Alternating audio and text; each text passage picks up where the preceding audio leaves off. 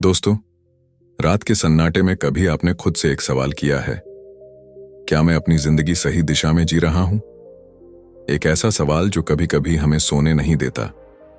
हम भागते रहते हैं, दौड़ते रहते हैं, सुबह से रात तक, लेकिन किस तरफ, किस लिए?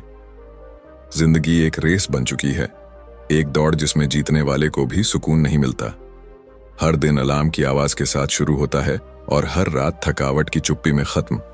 हम सोचते हैं बस थोड़ा और मिल जाए, थोड़ा और आराम, थोड़ा और पैसा, थोड़ी और खुशी, लेकिन ये थोड़ा और कभी खत्म ही नहीं होता। क्या आपने कभी देखा है एक जापानीज बुजुर्ग को जो शांत है, स्थिर है, और फिर भी उसके चेहरे पर एक अजीब सी चमक होती है, मानो वो हर पल में जी रहा हो, ना कोई जल्दी, ना कोई शिकायत, जैसे उसे पता हो कि वो कौन है और उसे कहां जाना है। ऐसे ही लोगों से उपजी है जापानी जीवन शैली की वो कला जिसे दुनिया डिसिप्लिन कहती है, लेकिन जापानी लोग इसे जीवन का सौंदर्य मानते हैं। इस किताब में हम एक एक करके उन 8 जापानी सिद्धांतों की बात करेंगे जिनका असर न सिर्फ आपके डेली रूटीन पर पड़ेगा, बल्कि आपकी सोच, आपकी आत्मा और आपके रिश्तों पर भी एक गहरी छाप छोड़ जाएगा। सोचिए, अगर आपको हर सुबह उठने की एक वजह मिल जाए, कोई ऐसा मकसद जिसे सोचकर आपके अंदर से एक ऊर्जा फूट पड़े, या फिर जब कोई परेशानी आए तो आप उस पर गुस्सा न होकर मुस्कुराते हुए उसका सामना करें, या जब आप कुछ नया सीखें तो ईगो को बाहर रखकर एक बच्चे की तरह उस सीख को अपनाएं, क्या तब जिंदगी थोड़ी आसान नहीं हो जाएगी? लेकिन यह रास्ता आसान नहीं है। इस रास्ते में आपको खुद से टकराना होगा, अपनी आदतों से, अपने आलस से, अपनी नकारात्मक सोच से। कभी कभी आपको अपने आराम से समझौता करना होगा, कभी कभी आपको खुद से यह कहना होगा, बस अब और नहीं, अब मुझे बदलना है। क्योंकि जो इंसान अपने जीवन को नियंत्रित कर लेता है वही असल में आजाद होता है। जापानियों ने यह रहस्य सैकड़ों साल पहले समझ लिया था। वो जानते थे कि बाहरी सफलता से ज्यादा जरूरी है भीतर की स्थिरता।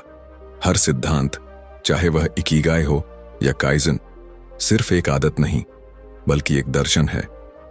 ये सिद्धांत सिखाते हैं कि कैसे आप छोटी छोटी चीजों को बदलकर बड़ी कामयाबी हासिल कर सकते हैं और कैसे आप जीवन के हर पल में एक गहराई महसूस कर सकते हैं।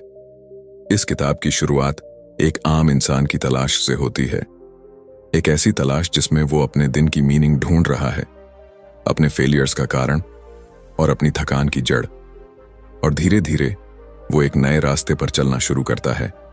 एक ऐसा रास्ता जो शायद कठिन है लेकिन आत्मा को शांति देने वाला है। एक ऐसा रास्ता जो आपको सिर्फ बेहतर नहीं बनाता बल्कि सच्चा बनाता है। तो अगर आप भी तैयार हैं खुद से मिलने के लिए, अगर आप भी चाहते हैं कि आपका हर दिन सिर्फ जिया न जाए बल्कि महसूस किया जाए, तो इस यात्रा में आपका स्वागत है। चलिए पहला कदम बढ़ाते हैं। Rule 1, Ikigai, purpose. सुबह के 5 बजे थे। शहर अभी नींद में था, लेकिन एक छोटा सा गांव जापान के किनारे पर जाग चुका था। एक बुजुर्ग आदमी, लगभग 90 साल का, अपनी छोटी सी बगिया में पौधों को पानी दे रहा था। चेहरे पर झुर्रियां थीं, लेकिन आंखों में चमक थी। हाथ कांप रहे थे, लेकिन चाल में ठहराव था। वो आदमी रोज सुबह सूरज उगने से पहले उठता था, ग्रीन टी बनाता था, बगिया में काम करता था और फिर पास की पहाड़ी पर जाकर सूरज का स्वागत करता था। हर दिन, बिना किसी छुट्टी के। पिछले कई दशकों से लोग पूछते थे, इस उम्र में भी आप इतना सब कैसे करते हो? वो मुस्कुराकर सिर्फ एक शब्द कहते, इकिगाई। इकिगाई, एक ऐसा शब्द जिसे सुनते ही लगता है जैसे किसी ने दिल की गहराई छू ली हो। इसका कोई एक शब्द में मीनिंग नहीं, लेकिन इसका असर आपकी पूरी जिंदगी पर होता है। सोचिए, अगर आपके पास हर सुबह उठने की एक वजह हो, एक ऐसा कारण जो नींद से ज्यादा जरूरी लगे, जो अलार्म से पहले आंखें खोल दे और जो आपको थकान में भी मुस्कुराने की ताकत दे, लेकिन हम में से बहुतों के पास वो वजह नहीं होती। हम दिन काटते हैं लेकिन जीते नहीं, हम कमाते हैं लेकिन खुश नहीं होते, हम रिश्तों में रहते हैं लेकिन जुड़े हुए नहीं महसूस करते। ऐसा क्यों होता है? क्योंकि कहीं ना कहीं हमने अपनी इकिगाई खो दी है। वो वजह जो हमें खुद से जोड़ती थी, जो हमें ये महसूस कराती थी कि हम क्यों हैं और हम किस लिए हैं। बचपन में हर किसी का एक सपना होता है, कोई एस्ट्रोनॉट बनना चाहता है, कोई सिंगर, कोई साइंटिस्ट। लेकिन जैसे जैसे हम बड़े होते हैं, जिम्मेदारियां बढ़ती हैं, डर आने लगता है, क्या मैं कर पाऊंगा? और धीरे धीरे वो इकीगाई धुंधली हो जाती है। कुछ लोग सोचते हैं कि इकीगाई सिर्फ पैशन है, लेकिन नहीं, ये उससे कहीं ज्यादा गहरा है। यह आपके दिल की पुकार है, वो काम जो आप बिना थके कर सकते हैं, जो आपको पैसे से ज्यादा संतोष देता है, जो दुनिया के लिए भी कुछ अच्छा करता है और जिसे करने में आपको मीनिंग मिलता है। इकीगाई कोई लग्जरी नहीं है, ये जरूरत है। और अगर आज आप बेचैन हैं तो शायद इसी की कमी है। जैसे ही आप अपने अंदर झांकना शुरू करते हो और खुद से पूछते हो, मैं कौन हूं, मुझे क्या अच्छा लगता है, मैं किस काम में खो जाता हूं, तो एक धीमी सी आवाज अंदर से आती है। वही इकीगाई की शुरुआत है। और मजे की बात यह है, इकीगाई कोई एक बार मिलने वाली चीज नहीं है। यह एक यात्रा है, एक रास्ता जिसे आपको खुद तलाशना है। और जब आप उस रास्ते पर चलना शुरू करते हो तो फिर दुनिया की हर तकलीफ छोटी लगने लगती है। आपका काम आपकी पूजा बन जाता है, आपका जीवन एक अर्थ ले लेता है। और फिर आप भी उस 90 साल के बुजुर्ग की तरह मुस्कुरा सकते हैं, बिना थके, बिना शिकायत किए, क्योंकि आपको पता है मैं क्यों जिंदा हूं। अगर आज आप खुद से खो गए हैं, अगर आपकी मॉर्निंग्स बेमतलब लगती हैं, अगर दिन बोझ बन चुके हैं, तो रुकिए, गहराई से सांस लीजिए और खुद से एक सवाल पूछिए, what is my ikigai?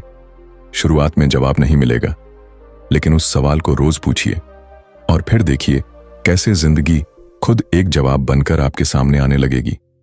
Ikigai आपकी कहानी को एक नया अध्याय देता है, एक ऐसा अध्याय जिसमें आप फिर से अपने आप को पाते हैं, पूरे होश में, पूरे दिल से, पूरी जिंदगी के साथ। रूल 2, शोशिन माइंडसेट। एक बार एक युवा लड़का एक महान बौद्ध गुरु के पास गया।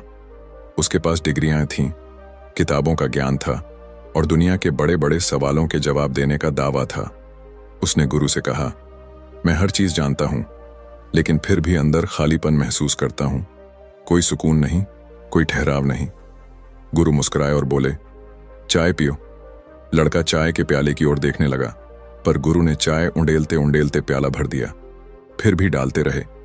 चाय छलकने लगी, टपकने लगी। लड़का चौंक कर बोला, अरे प्याला तो भर गया है। गुरु बोले, जैसे ये प्याला तुम भी पहले से भरा हुआ हो। जब तक तुम खाली नहीं होते, नया नहीं सीख सकते। यही है शोशिन, एक ऐसा माइंडसेट जो सिखाता है कि चाहे आप कितने भी आगे बढ़ जाएं, सीखने के लिए हमेशा एक बिगिनर की तरह खुले रहें। आज हम एक ऐसे दौर में जी रहे हैं जहां इंफॉर्मेशन हर जगह है, किताबें, वीडियो, पॉडकास्ट्स, हर कोई एक्सपर्ट है, लेकिन अंदर से हम हॉलो हैं। क्यों? क्योंकि हमने खुद को सीखने के लिए बंद कर लिया है। हमें लगता है कि हम सब जानते हैं, लेकिन सच्चाई ये है, यही सोच ग्रोथ को रोकती है। शोशिन हमें उस मेंटल स्टेट में वापस ले जाता है जब हम बच्चे थे। याद है वो समय जब हर चीज नई लगती थी, हर सवाल जेन्युइन था और हर गलती एक सीख? तब ईगो नहीं थी, कंपैरिजन नहीं था, बस क्यूरियोसिटी थी, वंडर था। अब बड़े हो गए हैं, पर क्या वो वंडर कहीं खो तो नहीं गया? हर बार जब हम कहते हैं मुझे पता है, हम एक दरवाजा बंद कर देते हैं। और जब कहते हैं मुझे नहीं पता लेकिन मैं जानना चाहता हूं, तभी असली दरवाजा खुलता है। शोशिन सिखाता है कि सीखना सिर्फ किताबों से नहीं होता, बल्कि लोगों से, अनुभवों से और अपनी गलतियों से होता है। कभी कभी कोई छोटा बच्चा भी आपको जिंदगी का बड़ा सबक दे सकता है, लेकिन उसके लिए आपको अपना दिमाग खाली करना होगा, अपने प्राइड, अपने जजमेंट्स और अपने पास्ट नॉलेज से। सोचिए, अगर आप हर इंटरैक्शन को, हर दिन को, हर टास्क को एक नए पर्सपेक्टिव से देखें तो जिंदगी कितनी फ्रेश लगेगी। हर दिन कुछ नया सीखा जाएगा, हर गलती एक अपॉर्चुनिटी बनेगी और हर छोटा काम भी मीनिंगफुल लगेगा। शोशिन का मतलब है खुद को एक बिगिनर की तरह देखना, चाहे आप कितने भी एक्सपीरियंस्ड क्यों ना हो। यह माइंडसेट आपको रिजिड नहीं बल्कि फ्लेक्सिबल बनाता है। यह आपके अंदर की घमंड की दीवार को तोड़ता है और एक सच्चे स्टूडेंट को जगाता है। जब कोई चीज मुश्किल लगे तो सोचिए, क्या मैं इसे सीखने के लिए तैयार हूं या मैं बस दिखाना चाहता हूं कि मुझे आता है? यही फर्क होता है एक बंद माइंडसेट और शोषण माइंडसेट में।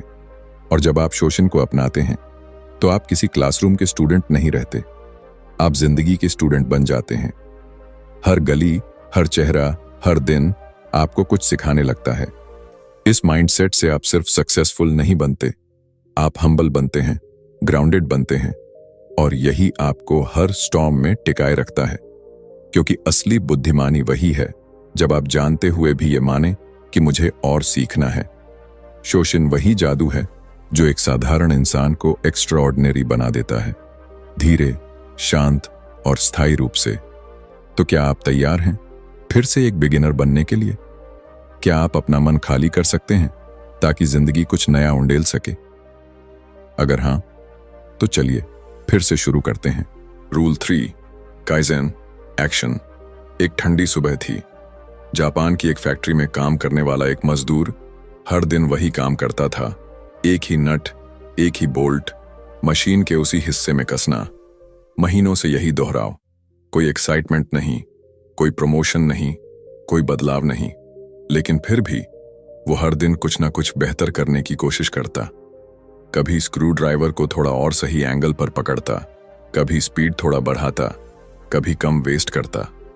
एक दिन उसके सुपरवाइजर ने उसे पूछा, तुम इतने पैशन के साथ वही काम हर रोज कैसे कर लेते हो? उसने मुस्कुराकर जवाब दिया, क्योंकि मैं जानता हूं कि मैं हर दिन थोड़ा बेटर हो सकता हूं, बस थोड़ा। यही है काइजेन, एक जापानी दर्शन जो सिखाता है कि बड़े बदलाव की शुरुआत छोटे कदमों से होती है। हम इंसान हमेशा इंस्टेंट रिजल्ट चाहते हैं। हमें लगता है एक दिन में लाइफ बदलेगी, एक बार जिम गए तो सिक्स पैक बन जाएगा, एक बार बिजनेस शुरू किया तो करोड़पति बन जाएंगे। लेकिन ऐसा नहीं होता, और जब कुछ जल्दी नहीं मिलता हम हार मान लेते हैं। काइजेन सिखाता है कि असली ट्रांसफॉर्मेशन धीरे होता है, हर दिन थोड़ा थोड़ा। सोचिए, अगर आप रोज सिर्फ 1% बेटर हो जाएं, तो एक साल में आप 37 गुना बेटर बन सकते हैं। हाँ, सिर्फ 1%, इतना छोटा इंप्रूवमेंट की कोई नोटिस भी न करे, लेकिन वही कंसिस्टेंसी आपको एवरेज से एक्स्ट्रॉर्डिनरी बना देती है। काइजेन सिर्फ प्रोडक्टिविटी का तरीका नहीं है, ये एक लाइफ फिलॉसफी है। ये कहता है, परफेक्शन मत चाहो, इंप्रूवमेंट चाहो। जब आप काइजेन को अपनाते हैं तो आप एक्सक्यूजेस देना बंद करते हैं। आप कल से शुरू करूंगा की जगह आज थोड़ा सा कर लेता हूं कहने लगते हैं। चाहे आप राइटर हों, स्टूडेंट हों, बिजनेसमैन या हाउसवाइफ, जब आप हर दिन छोटे छोटे कदम उठाते हैं तो डर कम लगता है, प्रेशर कम होता है, और सबसे जरूरी बात, सेल्फ रिस्पेक्ट बढ़ती है। क्योंकि जब आप जानते हैं कि आप मेहनत कर रहे हैं, भले ही थोड़ी, तब अंदर से गिल्ट नहीं होता। फिर चाहे रिजल्ट आए या ना आए, आप जानते हैं कि आप ग्रो कर रहे हैं। लेकिन काइजेन सिर्फ कंसिस्टेंसी नहीं है, इसमें अवेयरनेस भी है। हर दिन खुद से एक सवाल पूछिए, मैं आज क्या थोड़ा और बेहतर कर सकता हूं? और जवाब एक्शन में दीजिए। चाहे वो 5 मिनट का वर्कआउट हो, एक पेज पढ़ना हो, एक ग्लास एक्स्ट्रा पानी पीना हो, कुछ भी। ये छोटे छोटे कदम एक दिन बड़ी छलांग बनते हैं। और सबसे ब्यूटीफुल बात यह है कि काइजेन आपकी लाइफ के हर हिस्से में काम करता है। आपके हैबिट्स में, आपके रिलेशनशिप्स में, आपके माइंडसेट में। जब आप हर दिन थोड़ा बेहतर लिसनर बनते हैं, थोड़ा कम रिएक्टिव होते हैं, थोड़ा ज्यादा ग्रेटफुल होते हैं, तो आपकी दुनिया भी धीरे धीरे बदलने लगती है। क्योंकि बड़ी जीतें एक दिन में नहीं मिलती, वो हर दिन छोटे छोटे हार जीत के बीच बनती हैं।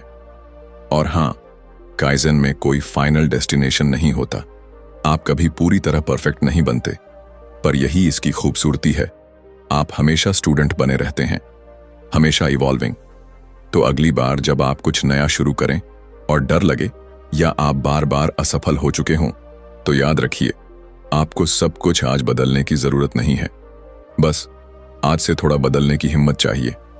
एक छोटा कदम हर दिन, यही है काइजेन का जादू, जो धीरे धीरे आपकी जिंदगी को रूपांतरित कर देता है, शांति से, मजबूती से और स्थायी रूप से। क्या आप तैयार हैं पहला छोटा कदम उठाने के लिए? अगर हां, तो अभी से शुरुआत करें, क्योंकि little action is better than big intention. Rule 4, गानबरू एफर्ट। जापान के एक छोटे से कस्बे में हर साल एक मैराथन होती है।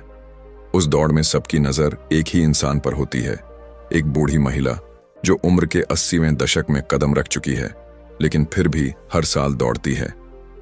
उसकी चाल धीमी होती है, सांसें भारी, शरीर कांपता हुआ, पर फिर भी वो हार नहीं मानती।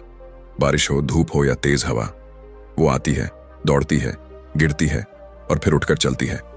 लोग पूछते हैं, इतनी उम्र में क्यों? वो मुस्कुराकर सिर्फ एक शब्द कहती है, गनबारू। गनबारू एक ऐसा शब्द जिसे ट्रांसलेट नहीं किया जा सकता, क्योंकि इसका मतलब सिर्फ कोशिश करना नहीं है। इसका मतलब है पूरी जान लगा देना, तब तक कोशिश करते रहना जब तक आत्मा थक ना जाए, और तब भी हार ना मानना। गनबारू का मतलब है जब हालात आपके खिलाफ हों तब भी आप अपने हौसले के साथ खड़े रहें। जब मंजिल दूर हो, रास्ता धुंधला हो और साथ कोई ना हो, तब भी आप चलते रहें। आज की दुनिया में सब कुछ इंस्टेंट चाहिए, instant success, instant money, instant fame, लेकिन कोई भी मीनिंगफुल चीज इंस्टेंट नहीं मिलती। चाहे रिलेशनशिप्स हों या करियर, चाहे ड्रीम्स हों या आइडेंटिटी, हर एक चीज एफर्ट मांगती है, लेकिन ज्यादातर लोग बीच में ही थक जाते हैं, हार मान लेते हैं।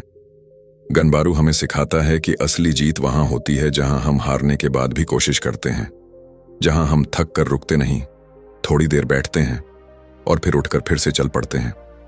हर इंसान की जिंदगी में एक ऐसा फेज आता है जब सब कुछ टूटने लगता है। हमारा कॉन्फिडेंस, हमारा मोटिवेशन, हमारे सपने सब बिखरने लगते हैं। ऐसे समय में दो ही रास्ते होते हैं, या तो हम हार मान लें या फिर गनबारू को अपना लें। गनबारू का मतलब है मैं कर सकता हूं, भले ही मुश्किल हो, भले ही धीमा हो, लेकिन मैं रुकूंगा नहीं। जब आप किसी काम में पूरे मन, तन और आत्मा से लगते हैं तो दुनिया की कोई ताकत आपको रोक नहीं सकती। आपकी कंसिस्टेंसी आपकी पहचान बन जाती है। लोग आपके रिजल्ट्स नहीं, आपकी जर्नी को सैल्यूट करने लगते हैं। गनबारू किसी रेस को जीतने के लिए नहीं है, बल्कि खुद को साबित करने के लिए है, अपने डर, अपने डाउट्स और अपनी लाचारी को हराने के लिए। और हां, हर बार कोशिश करने का मतलब ये नहीं कि हर बार जीत मिल ही जाएगी। कभी कभी जीत नहीं भी मिलती, लेकिन जो हासिल होता है वो है कैरेक्टर, डिसिप्लिन और एक ऐसी ताकत जो किसी किताब में नहीं मिलती। गनबारू में हारने का डर नहीं होता, वहां रुकने का डर होता है। वहां कंपैरिजन नहीं होता, वहां कमिटमेंट होता है। हर बार जब आप हार मानने की सोचें, खुद से कहिए, बस एक और कोशिश, क्योंकि क्या पता अगली कोशिश ही वो हो जो आपकी किस्मत बदल दे। गनबारू एक आम इंसान को वॉरियर बना सकता है, बिना तलवार के, बिना शोर के, लेकिन अंदर से अजेय। तो जब अगली बार जिंदगी आपको गिराए तो बस एक बार और उठिए, क्योंकि कभी कभी जीतने का मतलब बस इतना होता है, चलते रहना। गनबारू, और देखिए कैसे आप खुद पर गर्व करना सीख जाते हैं, क्योंकि आपने हार नहीं मानी, और वही सबसे बड़ी जीत है। रूल 5, गमन, एंड्योरेंस। वो रात बेहद ठंडी थी, चारों तरफ बर्फ की चादर बिछी हुई थी। जापान के एक मंदिर में लकड़ी के फर्श पर एक युवा लड़का ध्यान में बैठा था। उसके हाथ कांप रहे थे, होंठ नीले पड़ चुके थे और सांसें थम सी रही थीं। फिर भी उसकी आंखें बंद थीं। वो हिला नहीं, उसने शिकायत नहीं की, उसने सहा। क्यों? क्योंकि उसे गामन सिखाया गया था। गामन एक ऐसा जापानी दर्शन जो सिखाता है कि तकलीफों को गरिमा के साथ कैसे सहा जाए। ना रोना, ना शिकायत करना, ना दुनिया को बताना कि आप दर्द में हैं। बस चुपचाप शांत रहकर उस दर्द को झेलना और अंदर से मजबूत होते जाना। आज हम उस दौर में जी रहे हैं जहां हर दर्द को एक्सप्रेस करना फैशन बन गया है। सोशल मीडिया पर हम हर छोटी परेशानी शेयर कर देते हैं। थोड़ा स्ट्रेस आया तो स्टेटस डाल दिया, किसी ने कुछ कह दिया तो पूरी दुनिया को बता दिया। हम भूल गए हैं कि कभी कभी ताकत चुप रहने में होती है। गमन सिखाता है कि हर दर्द का जवाब चीखना नहीं होता। कभी कभी सबसे बड़ी बहादुरी होती है उस दर्द को महसूस करना, उसे समझना और फिर भी मुस्कुराना। यह कोई कमजोर बनने की बात नहीं है, बल्कि यह उस इंटरनल स्ट्रेंथ की बात है जो तब नजर आती है जब हम बाहर से टूटे हुए होते हैं, लेकिन फिर भी अंदर से खड़े रहते हैं। हर इंसान की जिंदगी में एक ऐसा वक्त आता है जब सब कुछ खोने जैसा लगता है, जब आपका सबसे करीबी इंसान आपको छोड़ देता है, जब आपका सपना टूट जाता है, जब आप अकेले पड़ जाते हैं और दुनिया आपको समझना बंद कर देती है। ऐसे समय में गमान आपकी ढाल बनता है। यह आपको सिखाता है कि अपने आंसुओं को कमजोरी मत समझो, लेकिन उन्हें दुनिया के सामने हथियार मत बनाओ। अपने दर्द को घूंट की तरह पी जाओ और उसे अपने कैरेक्टर का हिस्सा बना लो। गामान का मतलब यह नहीं कि आप कभी थकते नहीं या कभी दुखी नहीं होते। इसका मतलब है आप जानते हैं कि यह समय भी गुजर जाएगा। आप जानते हैं कि इस दर्द में भी कोई मीनिंग छुपा है। और जब आप इस माइंडसेट को जीने लगते हैं तो आप हर स्टॉर्म में खड़े रह सकते हैं। लोग सोचते हैं वो कैसे संभाल गया सब कुछ, लेकिन उन्हें नहीं पता कि आपने रातों की नींदें खोई हैं, चुपचाप रोए हैं और फिर खुद को ही गले लगाकर आगे बढ़े हैं। गमान का मतलब है बाहर से शांति और अंदर से आग, बाहर से स्थिरता और अंदर से संघर्ष।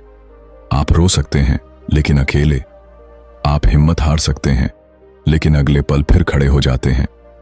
जब आप गमान को अपना लेते हैं तो दुनिया की कोई ताकत आपको झुका नहीं सकती, क्योंकि अब आप सिर्फ हालातों से नहीं, अपने भीतर की पीड़ा से भी लड़ना सीख चुके होते हैं। गमान आपके कैरेक्टर को पत्थर की तरह मजबूत बनाता है। आपका दिल नर्म रहता है लेकिन आपकी आत्मा फौलाद बन जाती है।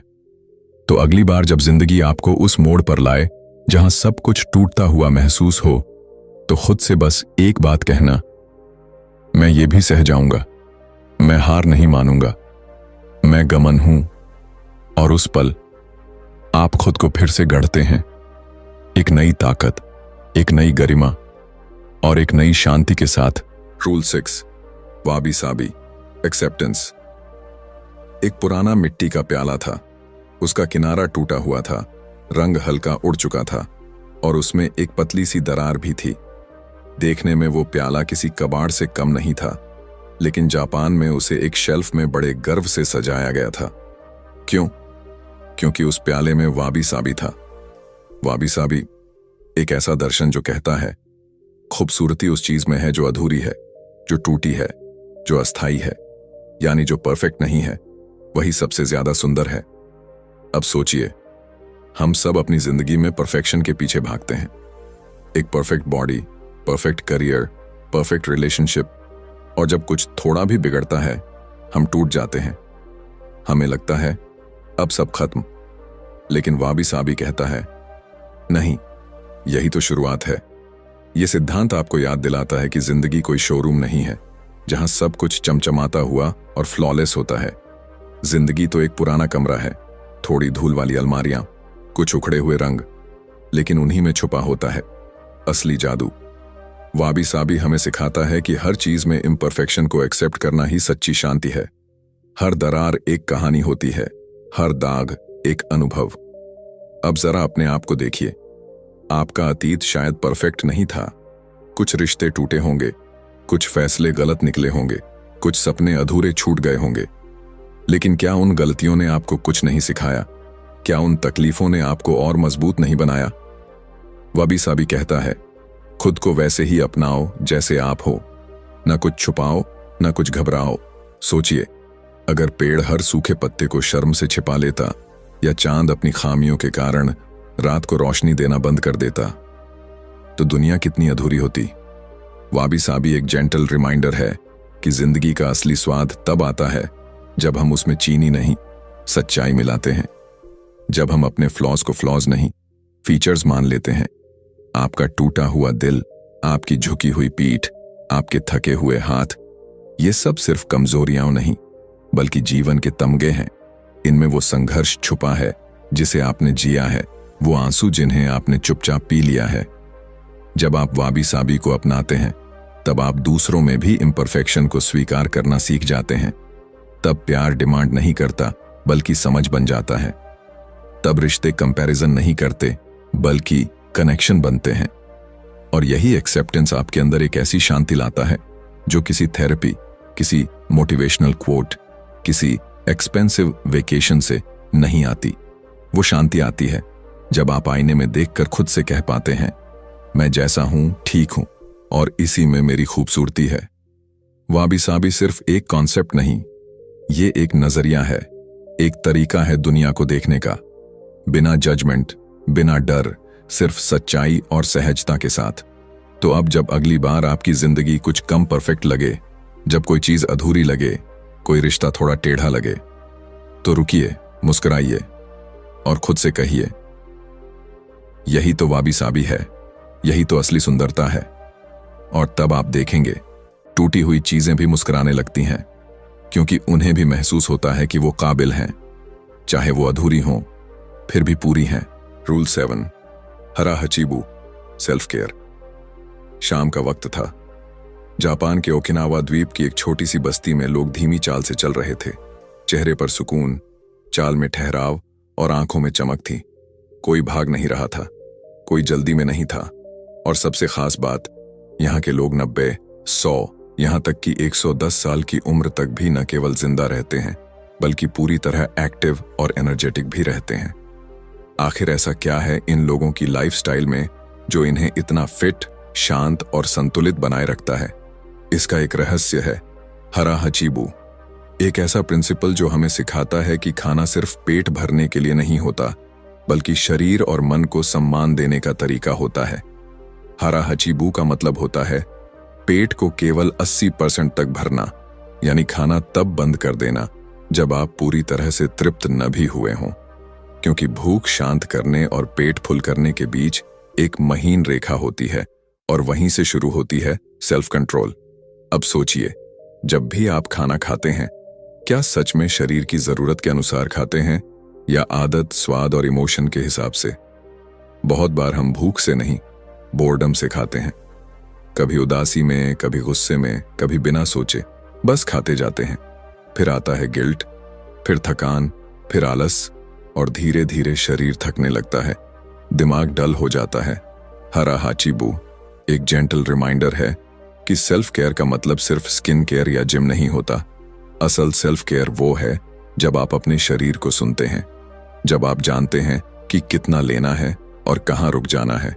ये सिर्फ खाने तक सीमित नहीं है, यह प्रिंसिपल हर एस्पेक्ट में लागू होता है, जैसे इमोशंस में, कॉन्वर्सेशंस में, काम में।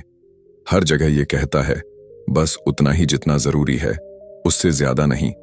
क्योंकि जब हम ज्यादा लेते हैं, ज्यादा खाते हैं, ज्यादा बोलते हैं, ज्यादा काम करते हैं, तो हम खुद को खोने लगते हैं।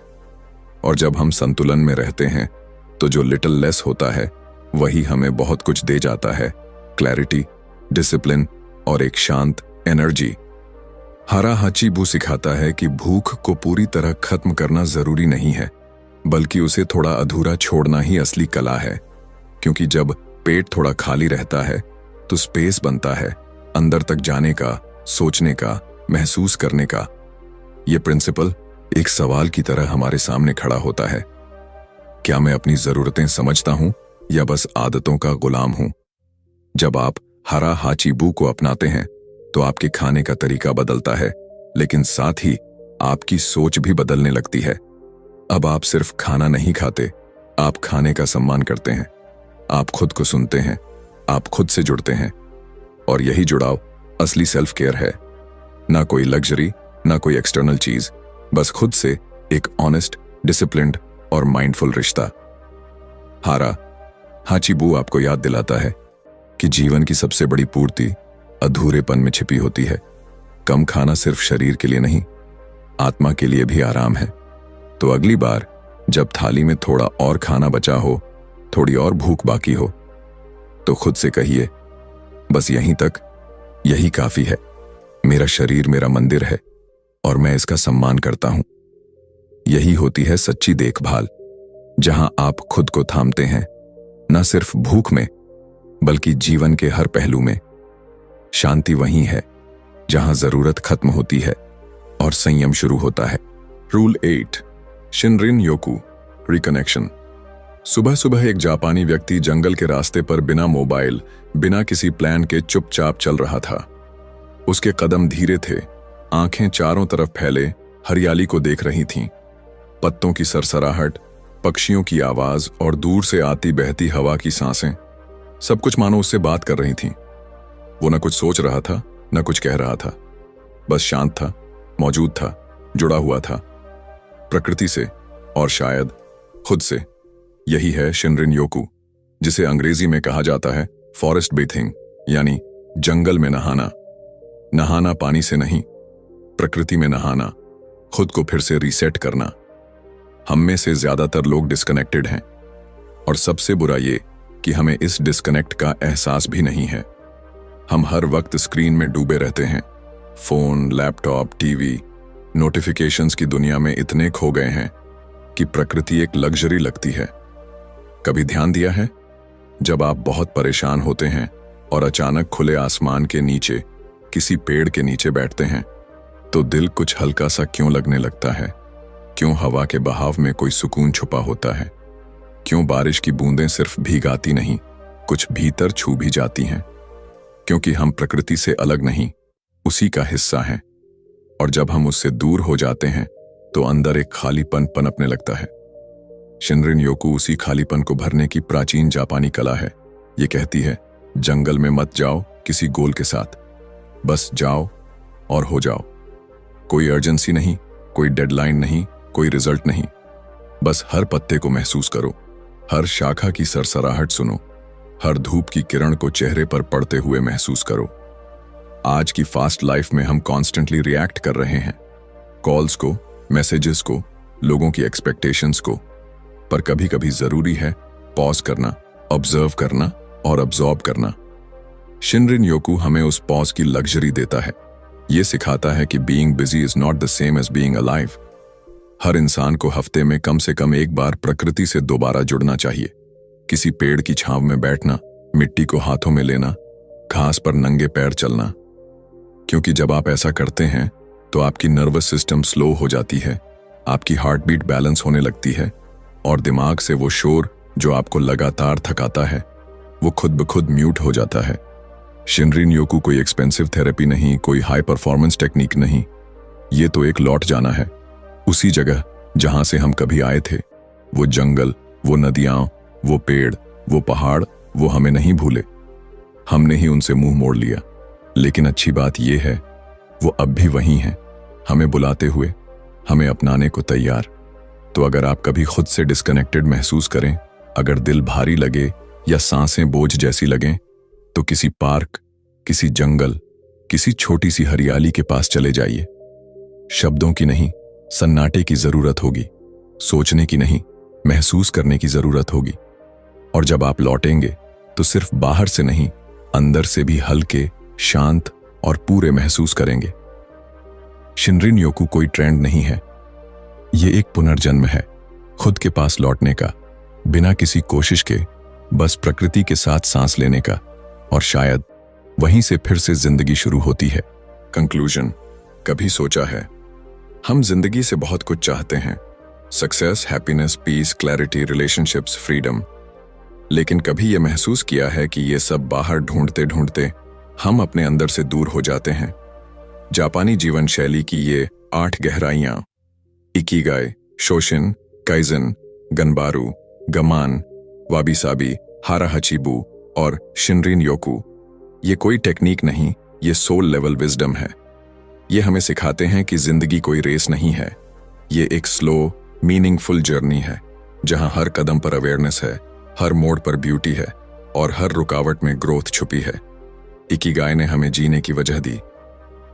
शोशिन ने सिखाया कि हम हमेशा स्टूडेंट रह सकते हैं। काइजन ने दिखाया कि हर दिन छोटा सुधार बड़ा बदलाव लाता है। गनबरू ने हिम्मत दी हार न मानने की। गमन ने सहना सिखाया, मुस्कुराकर। वाबी साबी ने इम्परफेक्शंस में ही सुंदरता ढूंढना सिखाया। हरा हाचिबू ने आत्मसंयम को सेल्फ लव बताया। और शिनरिन योकू ने फिर से हमें प्रकृति से जोड़ दिया। इन सिद्धांतों को अपनाना एक दिन का काम नहीं है, ये एक जीवन भर की यात्रा है। लेकिन एक ऐसी यात्रा जो आपको खोया हुआ सुकून, खोई हुई ताकत और असली खुशी वापस देती है। अब सवाल ये नहीं कि क्या ये काम करेगा, सवाल ये है, क्या आप तैयार हैं अपने पुराने पैटर्न्स को छोड़कर इस नई दृष्टि को अपनाने के लिए? अगर हां, तो यकीन मानिए आपके जीवन में बहुत कुछ बदलेगा। बाहर नहीं, सबसे पहले अंदर से। और जब भीतर बदलाव आता है तो पूरा संसार बदलता है। अगर इस यात्रा ने आपके दिल को छुआ हो, अगर इन शब्दों ने आपके भीतर कोई हलचल पैदा की हो, तो इसी से शुरुआत कीजिए, छोटे से कदम से, एक नए नजरिए से। दोस्तों, अगर आपको ये वीडियो पसंद आई हो, जहां हम हर किताब को एक एहसास, एक अनुभव की तरह आपके सामने लाते हैं, मिलते हैं अगली वीडियो में एक नए जीवन सबक के साथ। तब तक याद रखिए, an extraordinary life begins with small mindful steps. धन्यवाद।